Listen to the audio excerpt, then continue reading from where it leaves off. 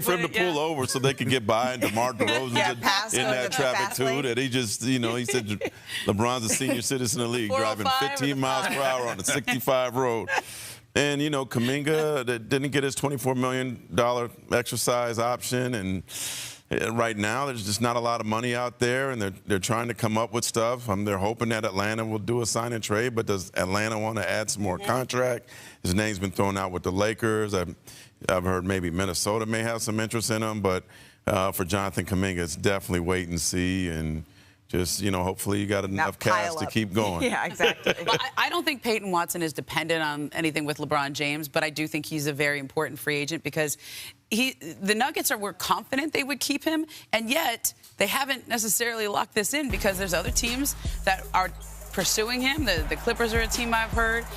The Milwaukee Bucks are a team I've heard. Like, there's teams with interest in him.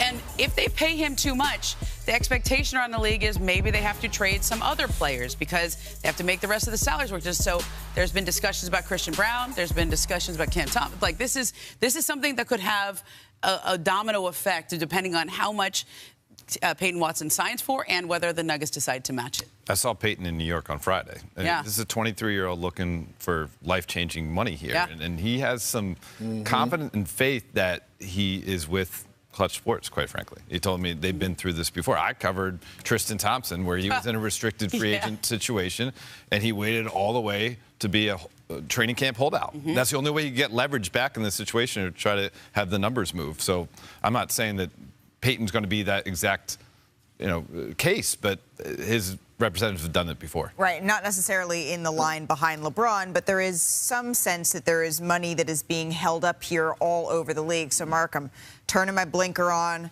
I'm going over into the lane over on my right here because we do await the big decision, right? And that is LeBron James. And LeBron's longtime friend, his longtime agent, Rich Paul, released the latest episode of his podcast, Game Over, last night. And he spoke about, frankly, why this is taking so long. We're not making this about attention and a spectacle.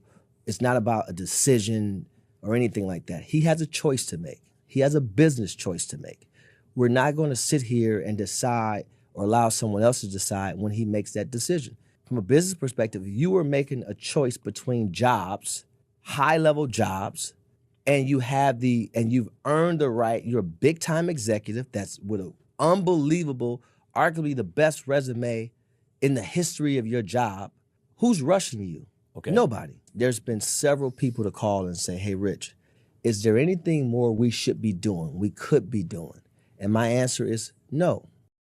So let's just reset. On Tuesday, July 21st, where do things stand here, Dave? I checked in with Rich on my way into the studio.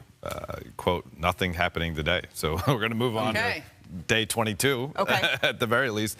Listen, the teams that are in pursuit of LeBron, they're okay with this. It's not like because this is dragged into 3 weeks that teams are starting to fall off in the race to get LeBron.